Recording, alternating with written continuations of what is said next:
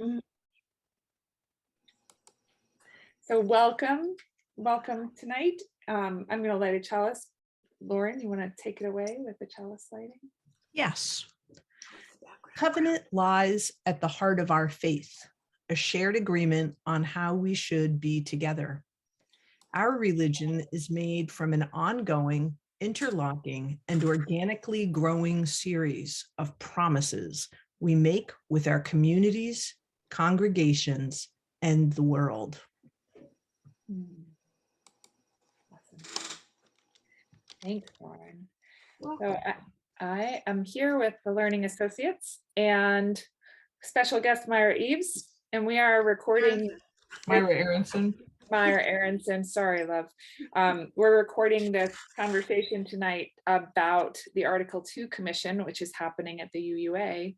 And we thought it made sense to begin before getting into a little bit of a conversation about what is the Article 2 Commission, or before getting into some details about the conversation, is just to share what is the Article 2 Commission, what is the UUA, what they're looking at, and why we're having this conversation and sharing it with the congregation. So I'm going to share my screen and share a couple things about Unitarian Universalism and the UUA. And I'm going to begin with this page here. On the UUA website, uua.org, you can look up the Article 2 Study Commission, and you can read all about all of this stuff. But essentially, to briefly go over this, Article 2 is a section of the UUA bylaws and rules. And Article 2 of the UUA bylaws and rules includes our principles and sources. So when we hear reference to the 7 principles of Unitarian Universalism, when we talk about the theological sources, the sources of wisdom that we draw from as a faith, those are articulated in Article 2 of the UUA bylaws. And Article 2 essentially is sort of the macro covenant we make with one another when we associate ourselves with the UUA. So South Church, by being a member congregation of the Unitarian Universalist Association, commits to Article 2. And so in a sense, it is the covenant that we have with all of the other UU communities that are a part of the association. And the UUA commits to review the Article 2 of the bylaws on somewhat of a regular basis and potentially change it. And so we are in the midst of that right now, or the UUA is in the midst of that right now. They have appointed, actually 2 years ago, right around the same time as COVID hit, they appointed a commission to do this review that happens on a regular basis. And those folks have been working on that now throughout the pandemic and are coming up to closure in the process. And every indicator that I have sensed is that they are going to be making some pretty significant recommendations to changes to to Article 2 of the UUA bylaws. So the way that they've engaged in this process is they've done a whole lot of outreach in a whole lot of different ways to try and have conversations with Unitarian Universalists to try and understand in what ways does Article 2 meet the needs of how people are engaging with and practicing Unitarian Universalism, and in what ways is it limiting them, or is it not expressing how they are currently understanding our faith.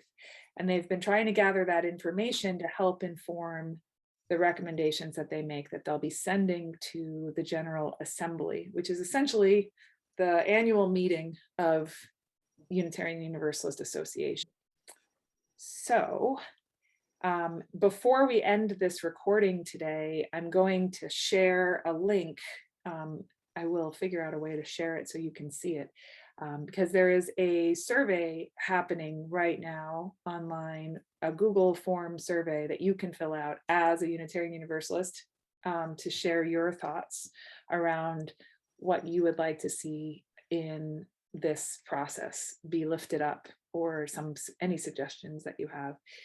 And that is actually only going through the end of this month, hence this conversation at this time, to make sure we all have a chance to chime in if we have something to say. Would anyone on the LAs say anything that I've missed? Arthur, go ahead. Just a question, end of this month being the end of April, Mhm. like 3 days? Yeah, like this is it for the survey. Yep. Remember, we were going to have this conversation a month ago, which would have been a little better, but it is what it is. So we'll publicize this recording and encourage folks to chime in there as quickly as you can, because yeah, it's just about to close. I believe it's May 1st that it ends. Anything else that I haven't explained well, or that anyone wants me to lift up before we get into some talking about this? There's nothing you need to lift up, but it's interesting because for the first time in all this discussion that we've had, I'm remembering I was raised in the Presbyterian church, and in the mid to late 80s, I believe, maybe early 90s, there used to be, when I was growing up, there was 2 Presbyterian church organizations, and that came from like the Civil War. And in the late 80s or 90s, when I was like in college or finishing college, the 2 rejoined. And I don't know all the details of it, but it's making me really kind of like, whoa, we want to be part of this discussion, because I think I was on my way out of being Presbyterian at the time anyway, but it would have, change is hard, and I think, so it's very interesting because as we've talked about it, it's so amazing, as we'll talk more about the fact that we do, revisit this. I think it's so important we do it, and that we have it as a process, because it might be a really big deal for some people that some of the stuff changes. Yeah. So just want to bring that in. Yeah, that's actually a great segue to the first question that I'm going to ask of the group and hear your thoughts about, which is this question of, and it was raised in, the Learning Associate group watched one of the videos that was put out by the Article 2 Commission, but there was a part of the video we watched asked the question, why is it important for covenant to be a living agreement that changes as we evolve? What impact does that have on our ministry with each other and who we are in a wider society? And so this is, I think, a great starting place, is why do we want to look at the principles and purposes of the UUA and think about what changes need to be made and in what ways we are evolving and changing as a people? What's the purpose of that, or why would we want to do that? I'd love to hear if anyone has thoughts. Go ahead, Arthur. Well, I'd start with the whole, I think it actually is one of the principles, that we believe in ongoing revelation. Mm-hmm. And the most significant part of the Haggadah to me from the Seder service is that in every generation, new forms of injustice are understood and addressed. Mm. And so, yeah, quite frankly, we see things now that maybe bother us that we wouldn't have thought twice of before, because we would have been so enmeshed in a worldview that didn't recognize it. So Yeah, oh, I love that.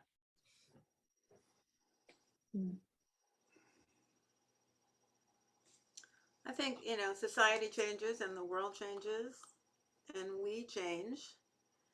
And so it's important to look at the agreements that we have with how we're going to be together as we understand more about how those changes impact us and impact others, and how we are the both cause and result of some things that are going on, and how do we continue to manifest our belief in justice and being our best selves now that we're aware of things we weren't aware of before.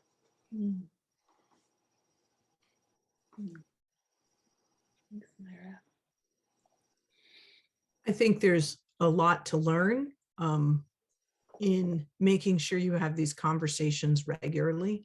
Like, I think in the past 10 years in our own country, as a white Protestant raised person, so coming from the group in society that, you know, had a lot of the power, and, you know, and seeing the divisions in our country and understanding better that, well, I could just go way off on this. Hold on, let me be succinct. That if we're not practicing having these conversations of reflection, then they're pretty darn hard when our back is against the wall, if you want to look at it in that way, or we're in the situation where finally somebody gets enough of a leg up to be able to, you know, push forward the conversation more strongly. And we don't, right now, I don't feel our society really knows how to have these conversations. So to me, there's, it's just fantastic that there's this one little part of my life where that we're going to have, you know, discussions like this and practice it. And hopefully that's something that, you know, can spread to other parts of the world. But too bad more people weren't doing it, I guess, is the short answer. I love that. I think another important element about why the you know, re-examining process is important is because of the element of the covenant.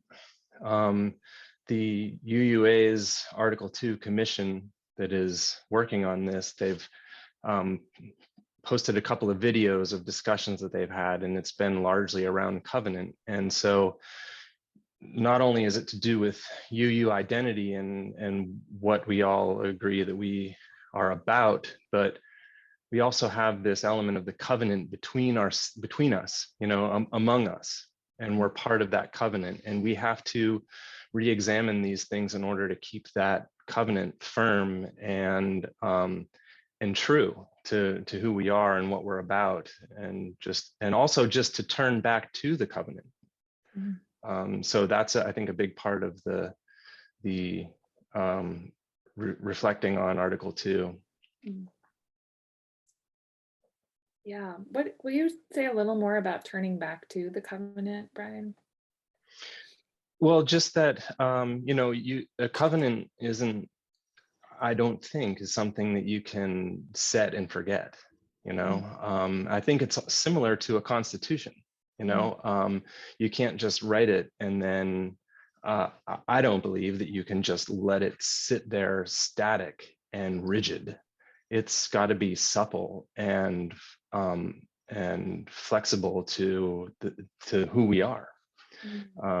So I think in order for that to happen, we have to turn our attention back to it and read it out loud and with everybody present and say, do we all still feel the same way? And if we don't, what's not right here? And how do we fix that so that we can proceed together in covenant? Yeah. One thing, and I think it's something we need to differentiate between, is because we're a non-creedal church, so we have these principles, but that doesn't mean we actually all have to believe those principles in them, because we're by definition non-creedal, although most of us agree with them, or we find it a basis for further conversations, I guess, might be the way to do it. But I don't think it should ever become a creedal document like the Nicene Creed or something, you know. I feel like the principles are what drew me to the UU Church many, many years ago in the first place. And when I go even now to try to explain what is Unitarian Universalism to someone, I go back to those. Like, we believe in the inherent worth and dignity of all people, and we draw on these teachings from other religions, and I feel like that's kind of the basis that what brought me in, the basis that I go back to when I'm trying to explain to somebody what it's all about. So, like, I do agree that our world is changing and that maybe there's things we need to update about the principles, but it's also a little, I don't know, I feel grounded, and like that's what grounds me in the faith are the principles and purposes. Yeah, and I don't think of the principles. I don't think of the principles as a creed. I think of them as as defining values. So when I think of being non-creedal, I feel like that is related to our theology, but it doesn't mean we don't have shared belief.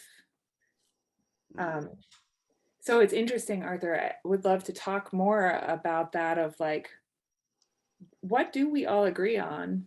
Are there things we all agree on? Are there things about being Unitarian Universalist? Because I think sometimes as a faith, we swim a little bit with that. And so I wonder if, yeah, if you want to speak to that a little more, like, I agree, Revelation is not sealed. I agree we are a non-creedal faith, but I don't necessarily agree that we don't say there is common ground on what we expect of one another as Unitarian Universalists.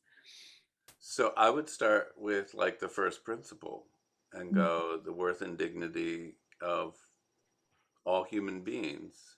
And I would change it to all beings. Now, other people might say, yes, theoretically, I believe in the worth and dignity of all human beings, but I have issues with X, Y, and Z people, But you can have issues with someone and still believe that they have worth and Absolutely, dignity, right? absolutely. Yeah. My concern is the human-centeredness. For Oh, me, I think it's too human-centered. I think, at that time, Unitarianism was really coming out of humanism when this was written, but I think that's too disruptive for most people, for most UUs, to say, no, we're not going to center humans. I don't know. I think they might be thinking about that. They might be. They may I've be, heard or that in maybe our conversation. not. Yeah, Yeah. eighth principle. Yeah. Yeah, to expand that, like that exact thing you zeroed in, I wouldn't be surprised if we don't see some decentering of human beings and an expansion of living things as a part of people's yeah. What I heard in the conversation we listened to for this discussion was, and it was amongst it was specifically a discussion group of UU leaders from marginalized communities, and they were talking about individualism, pervasive individualism, right? Like not saying that there isn't value to us as individuals, but that we're over the top about our individualism, and they pulled in the ways that humans separate ourselves from the environment we live in and from the other living things around us and our interrelationship, our interconnectedness. So it's such an interesting thing to think of. I think it makes me think how hard it must be to navigate this commission, and people wanting to center some people wanting to center on humans in an elevated way, and other people really wanting to wash that away. I see you nodding, Brian. Did you want to add something? Just that I agree, or I hear you. Yeah. I think what Alexandra said is interesting also, that, it's easy to discuss making these big changes, as an exciting thing for some people. And then also what she said maybe harkened back to a degree to my story of my early adulthood, when so much changed in the denomination that I had, been very connected with my whole upbringing. And so it is an interesting task to create change without, I don't know, upsetting the apple cart, throwing the baby with the bathwater, or whatever you might try to express it. So it's an interesting task, and I can see that could be really uncomfortable. Yeah, I hadn't thought of it that way, Alexandra, but it's interesting for South Church too to be discussing that when we're also for me, I guess in my forefront is the other changes we're going through. And wow, a year from now we could have a new minister and be a bunch of people go to General Assembly and have these major word changes in Article 2. It's a lot. So. Back to the video that Kirsten was mentioning, and that it was all marginalized people, I could see how our principles might need to be reworded to reflect people of all different genders and races, and just to be all inclusive of everybody. So like I do see where that could be seen as a need and done, but I just feel like some of the core things that some of the principles say are just, I feel like, important to me, and or what brought me into walking into a UU church for the first time. Yeah. Do you think, Alexandra, if they are changed, there is a chance that would deepen you in versus drive you back? Like, is it? I think it depends how much they're changed. I think if we added, changed some language a little bit, or added a principle, because I know there's a couple projects where they're thinking about adding an 8th principle, that would be fine. Yeah. Myra, go ahead. This might be heresy, but I would suggest that there are a lot of UUs who don't know what the principles are, who don't really care what the principles are, who would never notice if the principles were changed at all. There are people who come to church for a wide variety of reasons. And I think that we are welcoming and accepting, and it's a good community for many people is the draw, right? They didn't feel like they fit in other places, and they come here and they fit, and don't know anything about the principles. So I think that this conversation, I think it's really important, but I think that the impact that it will have across 150,000 people, maybe 120,000 of them aren't even going to know. I would say the inverse of that is that these are the principles as they are.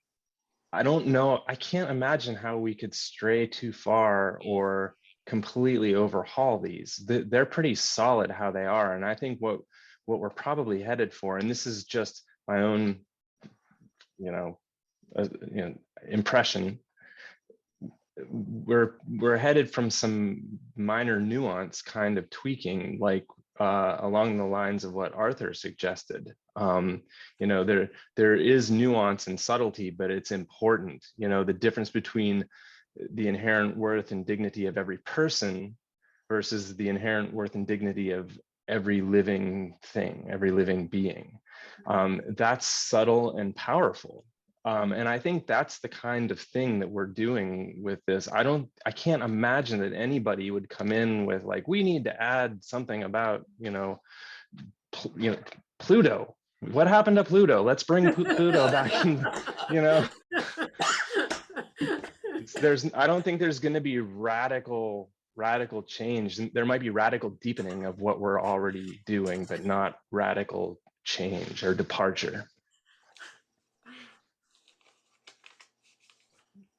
Lauren, say it.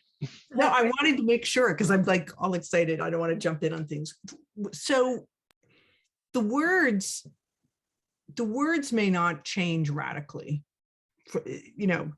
capturing what you're saying, maybe oversimplifying, but from the discussion that the LA's watched, and I encourage other people to catch snippets of it. And then also I was talking to a South Church member who said I could share all of this, Angela Matthews, who wanted to be here tonight but couldn't. But in both her comments in the video, there was discussion of so there's the words and then there's also the actions.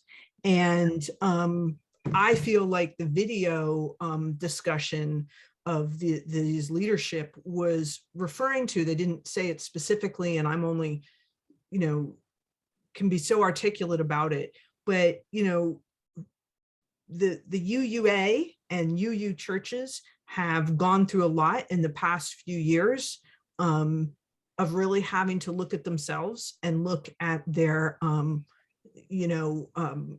systemic racism. Is that fair to say? I'm looking at Kirsten because I hear dribbles of it and I only pay so much attention.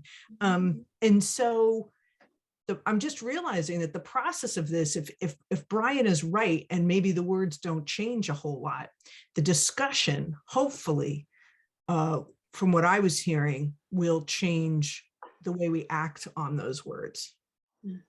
Just a brainstorm. And my shout out to Angela was, we had an email discussion and she was talking about that, mentioned the concept of things of reparation and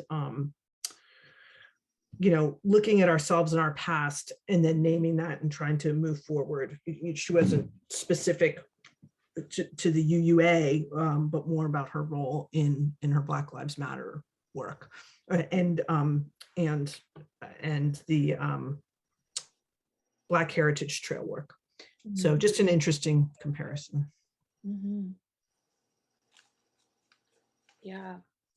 I don't think you're wrong, Myra, that there are a fair number of folks who engage in South Church that aren't really connected with Unitarian Universalism so much as they're connected with South Church. And I think that happens in congregations. There was actually discussion about that kind of individualism and sort of, lack of us utilizing our collectiveness as a faith. It's funny, as a lifelong UU, that is disheartening to me.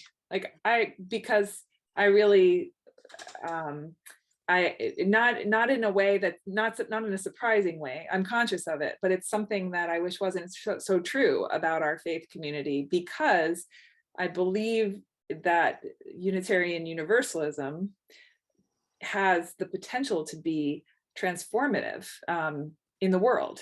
And I feel like Lauren was kind of getting at that earlier when she was saying, how cool that we're taking on looking at how we define ourselves as an association of faith communities, and doing the work to update that and to think about that, and to and the complicated and hard work of change, and how rare it is, and how she wishes that more places were doing that. And that for me is exactly what I think is so great about this faith tradition, is that it compels us to think about what does this new understanding I have call me to do. And I think I hear that in what she was saying, Angela Matthews was saying too, is what's the action? Okay, we've had an awareness shift. We are understanding something about racial dynamics in our country, in our world, in a different way. We're seeing that it's still very much a problem. We're seeing that it lives here in us, in our church, everywhere. What are we going to do to change that, to adjust that? And if we are a group of people who are not tuning in, then that is not going to be as easy to do than if we're a group of people who are. And so, yeah, so I don't think you're wrong. And I don't mean it in a finger waggy way. I mean it in a, how do we light a fire in one another to say, yes, we can be both those things. This can be a place you like to come and like to be, and it also can be a place that asks you how you're living your life and how you might want to change, not just in terms of justice, but justice is a part of all of it, right? But in terms of like, what are your values? What are your core values in the world? There were a few clips that were lifted up. There were a few clips that were lifted up in the recording that various members of the Learning Associates team mentioned. Both Laura Eves and Lauren Katz named how interesting it is that this panel convened right as COVID came, and also the sort of the racial reckonings that have been happening over the last 2 years that have also shifted dialogue in our country, and that wasn't really planned, right? The Article 2 Commission is sort of a scheduled thing, but it happened to coincide with this incredibly transitional time in human existence. And in the discussion we watched, there was a naming of, we don't really know who we are. We humans, we people, South Church and every other congregation, right? Everybody's sort of in a place of like, okay, what does the next chapter look like? And so the question was raised, what does that mean in the context of trying to make changes about defining our principles and purposes as a faith community if we're in this place of flux? And I wonder what comes up for you all about that observation. Just flux is both floundering and opportunity. Mm. You know? But there's a lot of floundering that takes place first before you figure out something.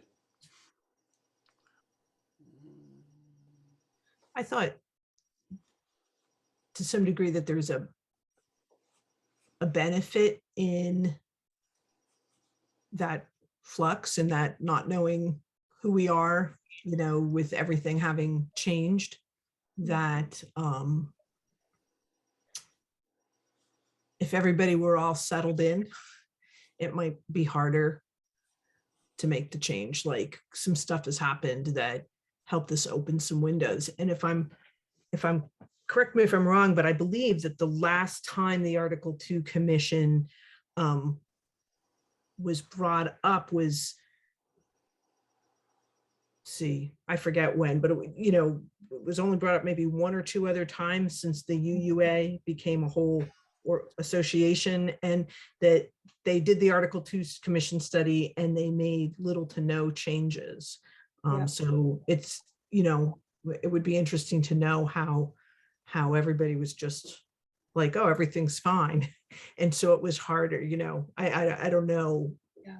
If it was an easy commission time, if they really were able to question, or if it was harder. And so it just seems to be maybe fortunate that we've been pushed to this place. Because if the Article 2 wasn't coming up now, how difficult would that be for Unitarian Universalism to be needing change and not having a way to get it? Yeah, the original principles and purposes for the UUA were defined in 1961, and there was significant changes made in the early 80s. I want to say 85 is when it was finalized, but I might be wrong. And then there was a review in the late 90s where no significant changes were made. Okay.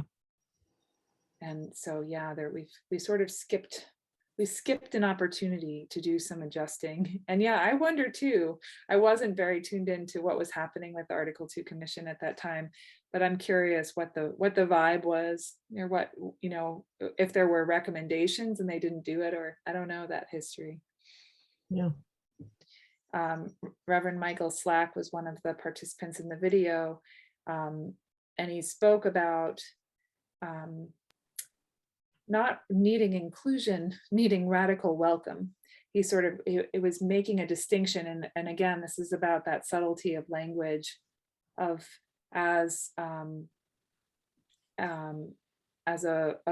Black minister in our faith, and there was nods throughout the room of this idea of inclusion is sort of dominant culture driven. So these are my words, these aren't their words, but I think I can get at what they were saying, which was that there's an idea of everyone's welcome, come on in, but this is how we are. Like, you can be here, we'll include you, but we're not actually going to change. Just, we want you to be here with us, and still do things the way we do things. And as opposed to radical welcome, which really says every time someone new comes in the door, there is an adjusting so that we are new, because every time someone new comes in the door, you are a new community of people. And that's a very extreme and perhaps panic-inducing vision, right? Of like, wait a second, how do you ever start to have an identity if you're constantly readjusting to someone new? But I think of it as, I think of like our youth group at the beginning of the year. It's a whole new class of freshmen, and sometimes some other youth that are not freshmen that come into the high school youth group. And the high school youth group has a culture. It has a way that it acts with one another. But that way that it acts with one another was this group of youth. And then all of a sudden, at the turn of the year, there's this new group that come in, and they have to all sort of make room and readjust and reevaluate and re-articulate their covenant and redefine how they want to be with one another. And it really does change, the community changes while it also kind of stays the same. There is a practice of radical welcome that you can learn, and it's a muscle that you learn. You start to learn it by being curious about people that aren't the same as you, and saying, how does this feel for you? You seem kind of new. How is this for you? What seems weird to you? What things about us do we not realize about us that we could be different about, that would make you feel more comfortable? Instead of, we're so glad you're here. Don't you love this and this and that? It's this kind of curiosity that we lose sight of our own sense of who we are. And when you get good at that, it becomes a place where people feel seen for who they are as they come in the door, not for being different, but for being different. I don't know if that makes sense. That makes So- great sense. Oh, sorry. And it, No, and please. it delineates it. I mean, it's different from, say, multiculturalism or something, Yeah. which still spills people into your conception of what their culture is and what they want, and goes into the, who are you? What excites you? How can we engage in positive ways? Yeah. So it's harder too. Yeah. Early on, it's harder for sure, but it becomes, you build fluency in it, right? Over time, you get better at it. And there are ways that South Church has gotten better at radical welcome, right? But there are still places to work on that. And as we get better at it, you'll start to see. So one way that we're better at radical welcome is in terms of welcoming children and youth into our spaces across the board. We've made huge growth there. We've made huge growth there in the last 10 years that I've been working at this church, in terms of what people do when there's noise in the sanctuary, in terms of how they react to children, in terms of their curiosity about our children and our teenagers, and their understanding that they have wisdom to share, right? There's all kinds of ways we've gotten so much better at that. And it's taken work, and it's taken intentionality, but it has happened. And that doesn't mean we're done with that work, but I don't think people think that hard about it anymore. It's something we all celebrate, right? So there's a million other ways that we've done things that are good, and we still have places to grow around being that kind of radically welcoming community. Yeah. Yeah, I think there's one layer just underneath this, and it's our it's the seventh principle. It's the recognition of the interconnectedness and interdependence of all living things, and I think that that awareness is what's required for this radical welcome, to know that an ecosystem changes when a new element emerges, and we have to accommodate that for this ecosystem to thrive, and we're all part of it. And that is, in a very literal way, that is what we are grappling with as a species right now, not just as a society, but as a species that exists in a planet of living systems that we haven't recognized for a long time. Ever since John Locke, we have not recognized that we are interconnected with natural systems. We've grown to be able to manipulate them, that there's something separate from us. And we've manipulated these systems for our own benefit, and we've not recognized, or we've lost that recognition that we are connected to that system and depend on that system or those systems. And so this radical welcome and what is required to do that and provide that is so rooted in that recognition of us all being interconnected, and for each of us to thrive, we all have to morph and bend and grow together. Yeah. Yeah. And the we, right? Because not everyone doesn't know about our interconnectedness, right? There are cultures within the human species that are much better at recognizing their interconnectedness than white European culture, right? But the we of who has forgotten it, right, is a dominant part of Unitarian Universalism, and a dominant part of the culture still of our faith. So the radical welcome then becomes this incredible gift to our own ability to survive as a species, because we can learn from those who haven't lost the wisdom of their connection with the ecosystem in which we live, and our participation. Like, humans aren't we act as pariahs on the earth, right? But we are a part. We belong on this planet in a healthy relationship with it, right? And if we can be back in a healthy relationship, we're not separate. We're a beautiful piece of it. That book, Braiding Sweetgrass, she does such a great job. Robin Walls Kimmerer does such a great job of showing, like, there are ways we benefit the earth as human beings, and there are ways we benefit different species of things on the earth by being here as gardeners, as curators of things. But we've lost it. Yeah. So how do we reclaim it and refind it? And we can learn it from one another, as well as from the trees and the water and everything else. Yeah. Arthur. Well, that losing what you mentioned, and also I think one of the things with radical hospitality or radical welcome is that you are going to screw up. So you're going to be out of covenant. Yes. And this was something that came up. And so, and then having a process of like, well, I can't believe I just did that, and how to comfortably or uncomfortably come back and restore relationships that you've somehow broken, or violated in a way, somehow wounded.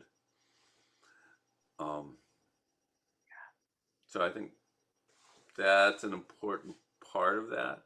Maybe that's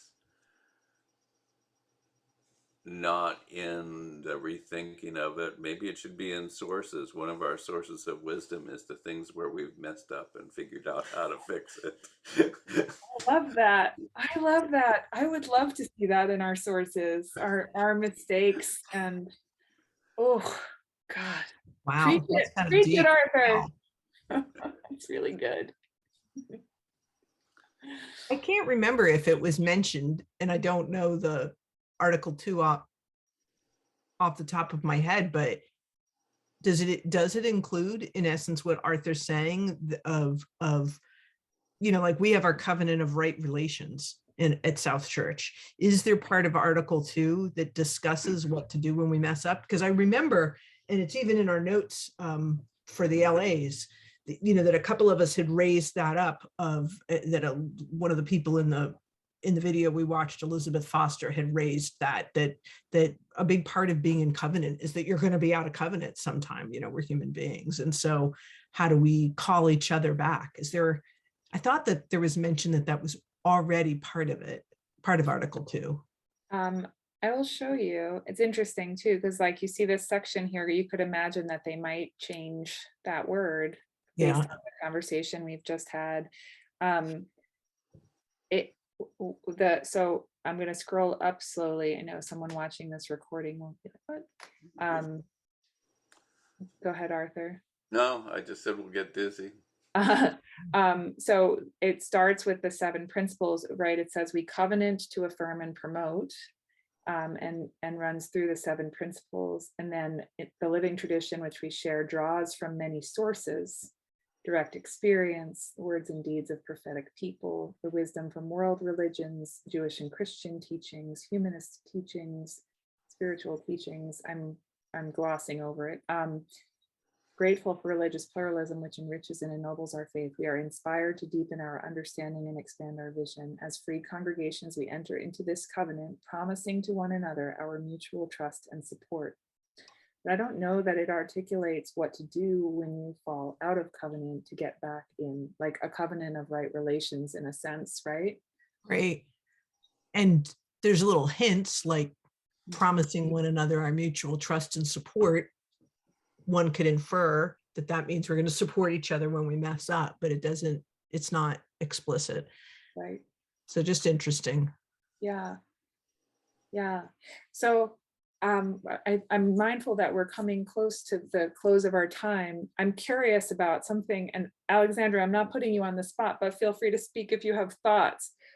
But I know we towards the start of the conversation, we're naming sort of the anxiety or the challenge around changing words that we have deep attachment to and affection for.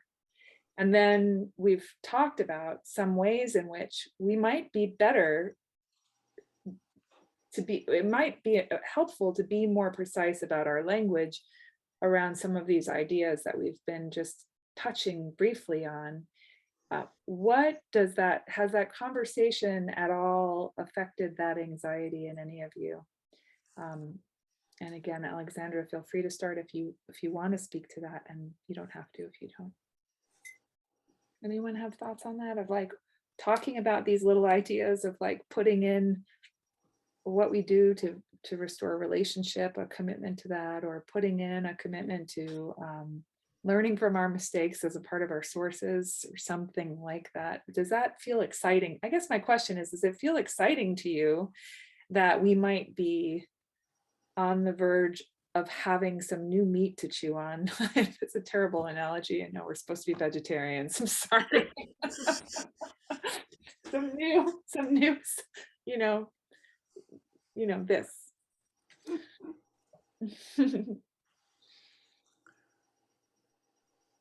So in the process, I have a question about the process. Is it at GA, is something going to be put forward from the committee and then voted up and down, or is it going to become like a study issue for the next year, or is that also in flux? That's a good question. My understanding, what I have heard referenced, and I should know this answer better. I will do some research and I will I'll put in at the end of this video an update on this. Any closing thoughts or questions? I just think it's really interesting that it's happening, that this looking at it is happening, that somebody thought that was a good idea. and that there are people committed and engaged in it. And I think I am approaching this with curiosity more than anything else about what will come out of it. Yeah. I think that it's interesting that in the video, the introduction that's given, I'm sorry, I don't remember the woman's name who gave the introduction where she was explaining the Article 2 piece and what they were looking at and what the commission was doing. Mentioned a lot more about the sources, but that hasn't, I mean, maybe there's other videos that we haven't watched that talk more about that piece of it that they're looking at. But I would be interested in what they're exploring there, because it sounded like they're looking at adding new sources, which just I mean, I'm all for that, but I think it'd just be interesting to know more what is involved in that piece of it too. Yeah. Yeah, I agree. And there are a bunch of resources on the UUA website. I will look and see if there are some specific to the discussions that have happened around the sources. I know the things that I've heard referenced around the sources are wanting to do a little more work decentering Christianity and Jewish teaching, like to put a little more parity to other faith traditions, so that Buddhism and so that Islam and Buddhist faith, and that there isn't this kind of weightedness, and beyond that, I haven't heard too much. Yeah, so, but I'm curious, I mean, what Arthur said, it did blow my mind a little bit, like how cool would it be to expand, we do have like our lived experience as one of our sources, right? But to specifically name the growth that happens from our mistakes, you know, or to lift up the parts of our human experience that tend to culturally be pushed to the side would be really fascinating. You know, embracing conflict and learning from our errors and learning from how we work to be back in right relationship with one another. Like, that's rich stuff. That's some of the most meaningful things in my life. And so I do think of that as a source. So when you said that, Arthur, I was like, oh my God, that totally belongs there. That, yes. And that's what I think is, yeah, that's for me. I don't know. I'm giving away my cards. I'm definitely excited about this. But yeah, like that kind of stuff of like, when you hear someone say something and you're like, yes, that's the faith I want to be in, you know?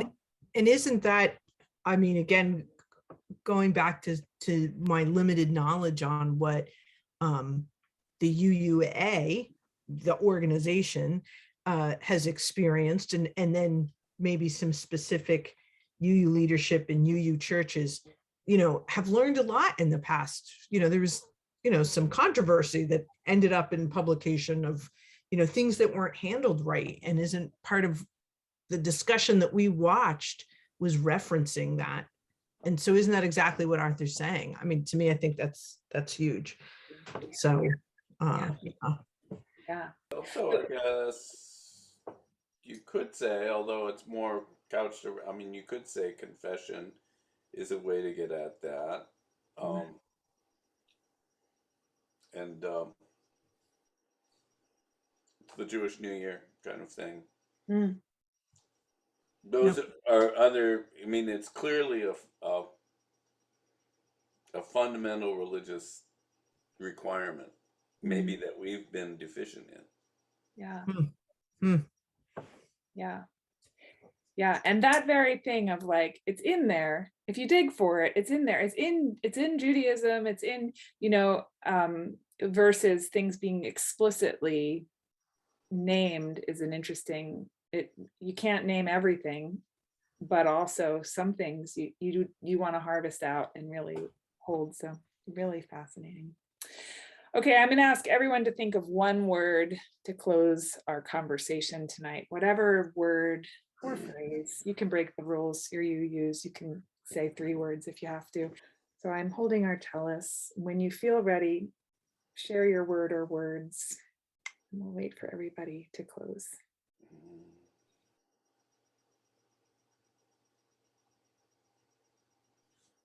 Promise. Mm. Expansion.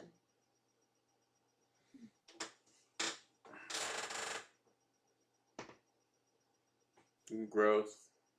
Mm.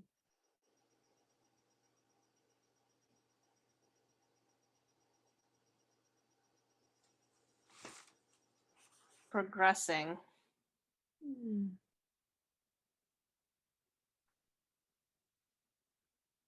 Community, Openness. Change. Thank you.